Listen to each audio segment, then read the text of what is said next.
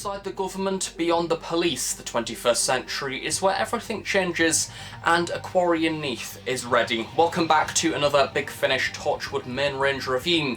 In today's review I'm going to be taking a look at the August 2020 release, which is of course Red Base as written by James Goss. This episode features Tom Price as Sgt Andy Davison and sees him going on an expedition to Mars, the future of the human race and scientific evolution. However, not quite, as the budget didn't quite stretch to Mars. This time round we have an expedition that is set within a quarry in the middle of Wales, and not at all on Mars. However, there is in fact a number of scientists to make it all feel rather accurate, and of course a rather unusual robot called Dave.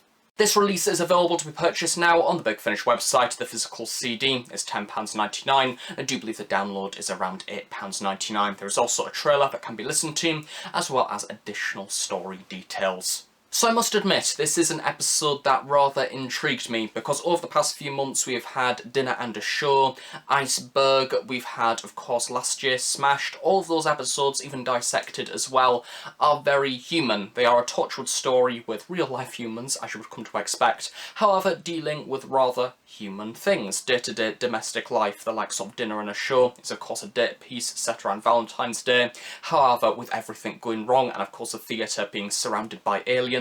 Likewise, of course, Dissected is dealing with the deceased and a mysterious dead body. And again, we had a few human elements throughout that story, dealing with Martha's relationship that has now broke down. Likewise, the vast majority of the Eve Miles stories as Gwen Cooper also have a rather human element. This time round we have a story that is taking away that human element almost, however putting it into a different environment and kind of testing how would humans survive in a self-isolated state, because hey, if 2020 needed anything else, it's more self-isolation. We have that dealing with emotion, and we have a set group of people together, and seeing how long it essentially takes them to grow to hate each other, basically. So yeah, it's a very meta release in more ways than one, however one that I found thoroughly enjoyable. The first credit that I would in fact like to give is Tom Price as Sgt Andy Davison, because recently I have reviewed Goodbye Piccadilly in preparation for the upcoming Torchwood spin-off, which is Parasite, set in the 1950s,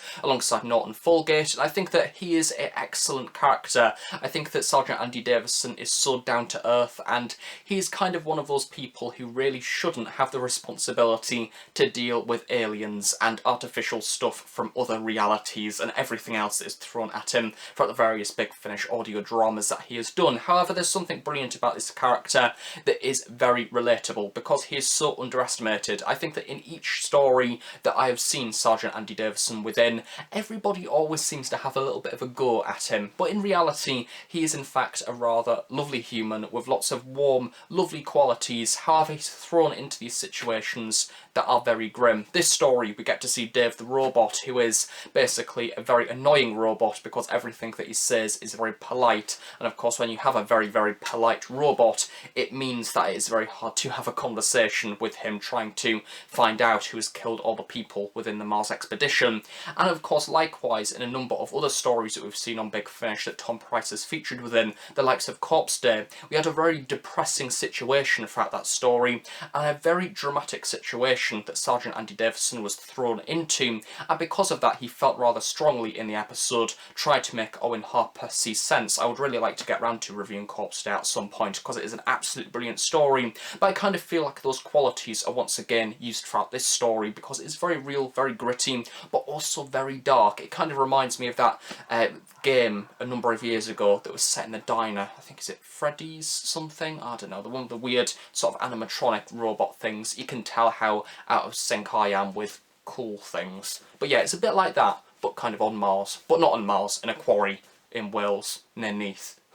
Very early on in the story's duration, we get introduced to the other people on the Mars base, being Emma, Faisal and Mina, and basically all of them have different roles on the Mars base that you would expect out there in space, the likes of doing experiments with the surface soil, which of course in this case is just random Earth soil with the occasional bit of crap in there, the likes of crisp packets and stuff. Likewise, you've got a doctor on this expedition to kind of make sure that everybody is okay, and if anybody dies, he can then do do the autopsy to see why they died. Likewise, you've got Emma in there as well, who's kind of the overseer of everything, the controller, to make sure that all the missions are done right, to make sure that all the spacewalks go ahead as per usual, and make sure all the equipment is there. And I think that all of the characters feel very real. They kind of all have different motives, and it's one of those episodes where you don't quite trust anyone because they're all in this situation together. However, when you add the darker undercurrents in there, it kind of adds a whole new level to the story. And the expedition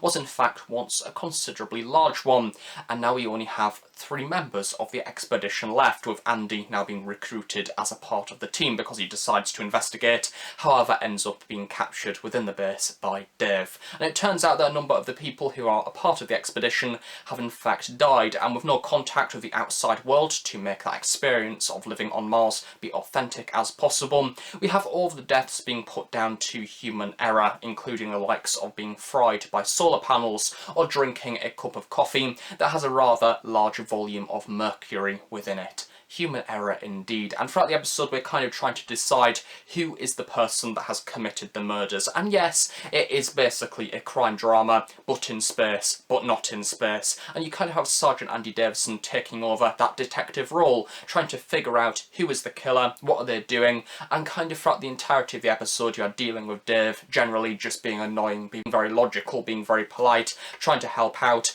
And of course I love throughout this story that we have that fear instilled about Dave and all of the expedition members kind of looking over their shoulders constantly saying, "He can hear you." It's all very creepy and very unknown throughout this episode, which instantly made me immerse myself within the plot. I found it rather enjoyable. I definitely didn't see the end coming. Although, of course, because it is a series of murders out there in space, something about this story isn't particularly too experimental, which isn't necessarily a bad thing. I think that generally, overall, it is entertaining, and the environment itself is the only experimental part of this story. The actual narrative itself of having a series of murders, and then the motives of each character being questioned, is all rather generic, but it still works very well. And I think that had the characters been bland throughout this story, which they aren't, because I think that James Goss can't write bland characters. I think that James Goss has a brilliant way of writing character being very real, and that's definitely seen throughout this story. And equally, I think he also does a very good job of writing Sgt Andy Davison as well. Again, feeling very real and comedic, but also at the same time rather emotional, dealing with this rather desperate situation. So overall, it's a good story that's different to usual, kind of a change in atmosphere for your usual Torchwood main range release, kind of plummeting Torchwood out there into space, which again, the vast majority of Torchwood is Earthbound, so it's kind of nice to have something that feels, at least, a little bit different. This episode is definitely one if you are a fan of Sgt Andy Davison, because usually he's accompanied by another person. The likes of Goodbye Piccadilly, he's alongside Norton Folgate. The likes of Corpse Day, he's alongside Owen Harper. This episode is one I do believe that is rather similar to that of Ghost Mission, where Andy Davison is the main focus, and although Ghost Mission did also feature Norton Folgate, this episode is Andy alone, dealing with stuff by himself, yes, trying to get into contact with Torchwood, however failing every single step of the way. This is a problem for Andy, and Andy alone can be the only person who solves it. So in conclusion, for Red Base, as written by James Goss, it definitely feels like a different story to usual, and it is certainly refreshing,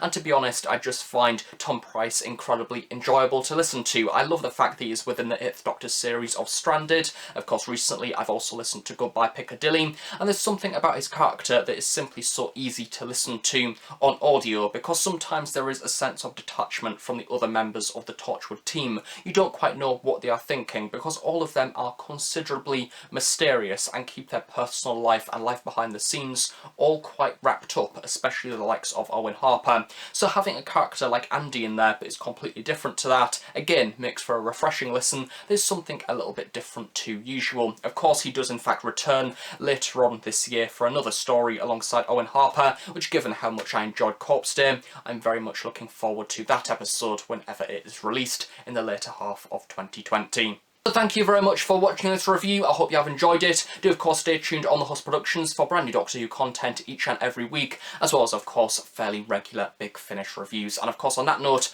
I shall see you all next time. Bye for now.